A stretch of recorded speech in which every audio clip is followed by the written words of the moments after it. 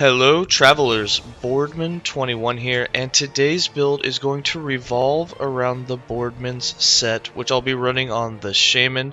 A lot of people have recently been asking me what my intentions were for this set, so I decided what better way to show you than to tell you. So I'm going to go ahead and build around it. It of course has a couple of interactions that don't quite work the way that I had intended, so it's not as good as I had imagined it. However, with the new skill Warcry, it's actually turned out to be pretty empowering. Now, the complete objective behind having the set was that you would build around having a solo companion, and you would build around Storm Totem. And when you had the entire set completed, Storm Totem Lightning would now be able to zap you as well as enemies, although it won't damage you. Instead, it would buff you up and make you more into a god, kind of like Thor, and it would imbue you with the power of lightning. It would regain 21 of your health, and it would grant you 21 ward for every time that it struck you. Then for the offensive side, it would grant you 21 lightning damage to attacks and spells, and this could stack up to 3 times, which is very powerful. 63 flat lightning damage is a lot of damage for you to have. On top of that, when you get hit, you are also frenzied and you gain haste. When your companion is hit, your companion is enraged, and I believe it's 60% additional damage and attack speed for companions, which is just absolutely crazy. And the objective behind this was going to be that you'd want to stay close to your Storm Totem, get struck a few times, and then go out into the battle and just absolutely wreak havoc. Now, how it's actually implemented is that it attacks enemies, and if you're next to the enemies, you'll get kind of like sideswiped by the lightning, and that's how you get hit. Unfortunately, that's not really the way that I wanted it to work. I wanted you to be able to run up to your Storm Totem, get hit a few times, and then run back into battle. Unfortunately, now you have to run into battle before you're even buffed up and hope that it hits you while you're in battle to gain the damage and all that, so you can't really pre-adjust for the battle or have a preemptive strike. It's more of just hope that you get hit once you're in there and hope that you can take care of business once you're there and not die. So we built it a little bit different. We're not going to be in the battle ourselves. Instead, we're going to kind of be based around Maelstrom and letting it give us lightning damage and strike enemies with lightning. And Storm Totem and your Saber are basically going to be the main damaging companions and minions. Storm Totem is going to be hitting mobs for 2,000 damage on crits, and it's going to have crazy attack speed.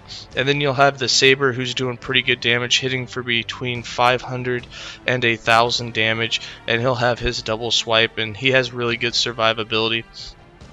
And most of the damage is coming from the fact that we are also using Warcry, which will freeze enemies. It'll give you 4 stacks of Maelstrom when you use it, which gives you a lot of dodge and more lightning. And then it gives 250% more cold damage and 200% critical strike to your cold companions and minions. So the Saber and the Storm Totem, which will have the cold tag on it, will end up getting the buffs from that, and it really helps empower them to go to the next level. Alright, let's go ahead and get into the skills. For skills, I'm running Summon Frenzy Totem, Maelstrom, Summon Storm Totem, Warcry, and Summon Sabertooth. For Summon Frenzy Totem, we're using this because it gives a big boost of attack speed to the Storm Totem and your companions, as well as you, but you're not really using it. We have 4 points in Rapidity to increase that Frenzy effect by 40%, 5 points in Beast Style Frenzy to give your companion 20 more flat melee physical damage, 1 point in Maim so that when your Sabertooth uses its ability it is now double cast, 4 points in Grounded. This gives the Frenzy Totem less of a mana cost and increases your melee physical damage by 20, although we won't be taking advantage of that. 1 point in Dig In so that we are tethered. This gives you 100% more damage. This is helpful. 1 point in Dig Deep so you have increased critical strike chance, helps you a little bit with the lightning strikes, and 4 points in Teutonic Reach so that the tether range is increased by 120%. For Maelstrom, the point of this is so that it will cast lightning for us, and it gives us a lot of dodge. We have 5 points in Turmoil to give it 100% increased area, 3 points in Whirlpool for the 60% increased duration, 1 point in Turbulence for 15% more damage, 1 point in Power of the Storm, so whenever you have 6 or more stacks, you will strike a nearby enemy with lightning every second.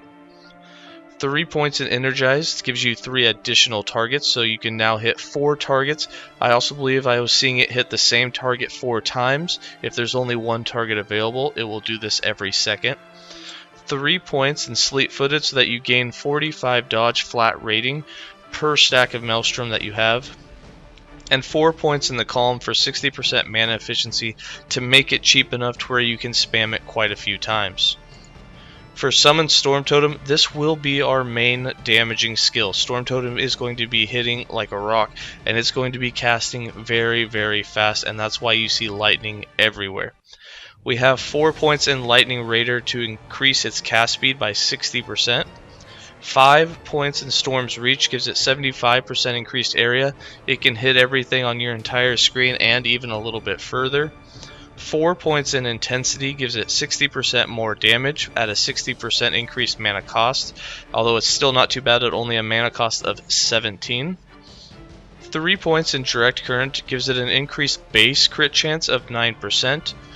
3 points in Power Shunt gives it 90% increased critical strike multiplier, and 1 point in Blizzard. This is very important because it gives it the cold tag so that you can give it 250% more cold damage and 100% more critical strike chance through the use of Warcry. If you do not take this tag, Warcry will not hit it and it will not get that critical strike chance and extra cold damage. Speaking of Warcry, for Warcry we have 1 point in Juggernaut so that after we cast it we are invulnerable for 1 second. 1 point in Breath of Edera to unlock the Whirlpool. We put 4 points in here so that when we cast it we will automatically cast 4 stacks of Maelstrom on ourselves. This will happen at a 50% reduced mana cost for Maelstrom. 2 points in Deep War so that we have increased area. 4 points in Battle Cry for 100% increased crit chance for all nearby enemies that are hit. Not enemies, for all nearby allies that are hit by Warcry. 1 point in Ferocity means that after you use Warcry, if you do a critical strike, there's a chance for you to use it again. 1 point in German's Wrath, so that it now becomes a cold skill. You no longer have knockback, you no longer stun, but you freeze, and instead of physical damage, it's now a cold damage skill that applies Frostbite instead of Bleed. 5 points in Frost Claw increases the cold damage of you and allies, which will include both the Sabertooth, because we went cold with it, and the Storm Totem, because we also gave it the cold tag. And with 1 point in Bringer of Winter, the cold minions that are affected by Warcry will get another 100% crit chance and chill chance. So that means that this skill will give 200% crit chance to your Saber and your Storm Totem for 4 seconds when you use it. And then for the Summon Sabertooth, we have 4 points in Frost Fang to unlock the 1 point in Ice Tiger so that it will have the cold tag. Then we have 1 point in Heavy Paws, 2 points in Fury Swipes, 1 point in Frenzy, 3 points in Maul, 5 points in Keen Senses, 1 point in Opportunistic Hunter, and 2 points in Constitution. For passives, I have 32 points in the Primalist base class, with 8 points in Natural Attunement, 6 points in Wisdom of the Wild, 1 point in Harmony of Blades, 4 points in Hunter's Restoration, 8 points in Tempest Bond.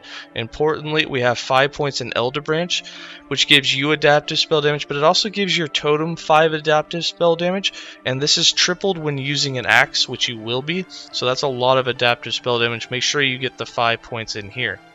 We have 23 points in the Beastmaster, with 8 points in Yearsane Strength, 5 points in Boarheart, 1 point in Arter's Loyalty, 1 point in Call of the Pack, and 8 points in the Chase to give your minions 32% more attack speed for the Saber and your 32% cast speed for the Storm Totem.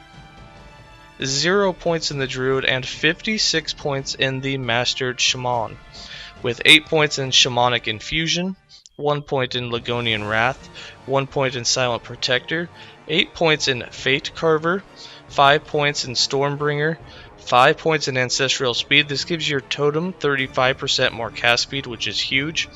5 points in Avatar of Thunder. This will give your Storm Totem 10 more spell lightning damage. 10 points in Storm Elder, giving your Storm Totem 100% more lightning damage. 8 points in Ruin of Awe. Again, this is another 16 minion adaptive spell damage. That now means between this 16 and the 15 in the Primalist passives that you're at 31 adaptive spell damage for your companion and your minion, which is huge.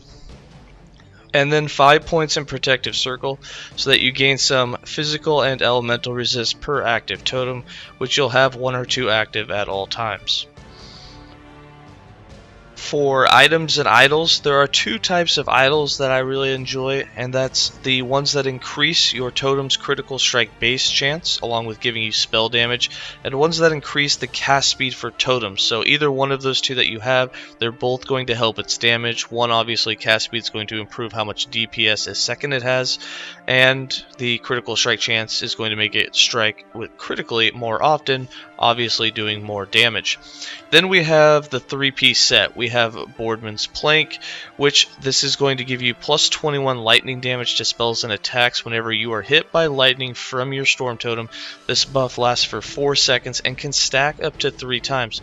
This also gives 67% physical resistance to allies that are nearby Storm Totem. I will warn you, that is not working for me right now. It is bugged. Your companions are enraged when hit by Storm Totem. I assume that works. And then 21% chance to summon a Storm Totem whenever you have a hit on an enemy with Tempest Strike. However, we will not be using Tempest Strike in this build. Then for Boardman's Fallacy, the chest piece, we have 310% increased minion health, which is a lot. And then we have 306% increased minion health regen, which is actually a very huge number considering the recent changes to the game, because now on equipment you actually give companions flat minion health regen. So to have 300% basically is like tripling all of the flat that you put on your items, which means you don't have to put it on as many items to get a whole buttload of it. This also gives you 68% cold resistance to all allies nearby the Storm Totem. That does work. You are frenzied for 3 seconds when hit by Storm Totem, and Storm Totem has 19% increased area of its aura. Then for Boardman's Legacy, the Helm.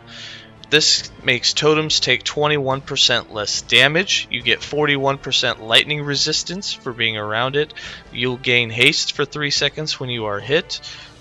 Minions will get 21% cast speed and attack speed, and the area of Storm Totem aura is increased a little bit further. And then for the actual set, if you wear any one of these pieces, you can only have 1 active companion. If you have 2 pieces on, Storm Totem can officially hit you, or actually hit all allies, including your companions and other minions, and grant them 21 health. And then if you have the 3rd piece, it will now grant you 21 health and 21 ward, so you have a little of overprotection.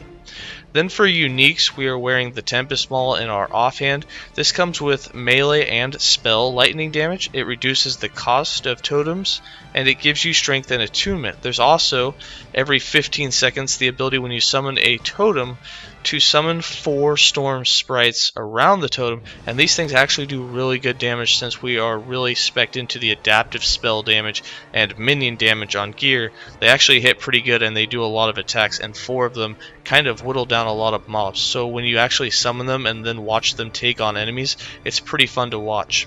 And then the other unique we have is the Death Rattle, and this gives minions up to 220. Nope, 200. 200 is the max. 200 critical strike multiplier. On this one we have 193%, which makes all critical strikes done by all of your minions / companions hit much harder. This will make them take slightly more damage, but to be fair, we're resummoning the totems so often anyways, it doesn't really matter. Then for the crafted items, we're wearing 2 turquoise rings because these have the implicit to give more minion damage. On the right ring we have Attunement, increased minion damage, flat dodge rating, and physical resist. On the left ring we have Attunement, minion damage, flat dodge, and physical resistance. On our belt, we're running minion health regen. This comes with 47 flat. Remember, that's increased by 300% thanks to the chest, which is huge. That means you're getting almost 200 minion health regen just from the belt alone. That's 200 health healed a second for your saber. That's a lot. This also works for the Storm Totem and the Frenzy Totem. We have increased minion damage, increased dodge rating, and flat dodge rating. We're wearing the Crusader Gauntlets for some Void Resist. We have increased minion damage, attunement, dodge rating, and hybrid health. The Heoborean Boots for some more Cold Resist. We have attunement, move speed, increased dodge rating, and flat dodge rating. And then for the relic, we chose the Frostborn Seed because it came with spell cold damage, not a huge one, but it also came with a chance to cast Maelstrom every 5 seconds, which was kind of nice to have. We also put attunement, minion damage, necrotic resist, and flat health on it. For the character sheet, as you can see, we're not capped on resistances. This gets a little bit better when you have your totems active. You can see you're easily going to cap your elemental and physical. Your poison, necrotic, and void are a little low. We have 20% armor, 17% dodge without anything, but again, when we use our Warcry and we have a few stacks of Maelstrom going, you can easily get 30 to 40% dodge. For damages, we obviously don't have much damage. If we go to minion stats, you can see that we have a bunch of minion health regen, we have the minion health, we have a bunch of minion spell damage, we have some minion cast speed, we got 53%, and then just a bunch of damages for them, and then they have that minion critical strike multiplier of 393% and 40% bonus since we are level 100. And then for the skills and how to actually play this build. So, as you saw, which we can actually make it attack. If I summon a totem, we're going to get the 4 sprites. And when we get those, we make them attack. Look at their attacks. That's just crazy. Look at them go. Like, it's pretty cool when they actually, I mean, you gotta admit, when they take on bosses like that or enemies, they just kind of just slay everything. They have really fast attack speed or you know, cast speed, whichever way they're actually attacking. I'm pretty sure they're spell based. But the way that I play this build, I put my saber on auto cast, just so that he'll use his swipes. We have plenty of mana to spare. I put my Frenzy Totem on auto cast, and then I will manually cast my Storm Totem and my Warcry and my Maelstrom. Now the reason I do this is because I want to make sure that my Storm Totem goes out and then that I hit it with my Warcry. So I'm going to go ahead and cast it, and then I hit it with my Warcry, and of course it's not going to attack right now, which is kind of unfortunate, but everything else will. So I'm going to do one more of these Warcries just so you can see what everything else hits for. Don't forget, Storm Totem will be hitting in here as well, and there will be a lot of lightning. You'll see that in the gameplay. So when I hit him and then we attack, you can see it's just crazy damage numbers that we're doing, and that's what's killing the bosses really, really quickly. Alright, let's go ahead and get into some more gameplay.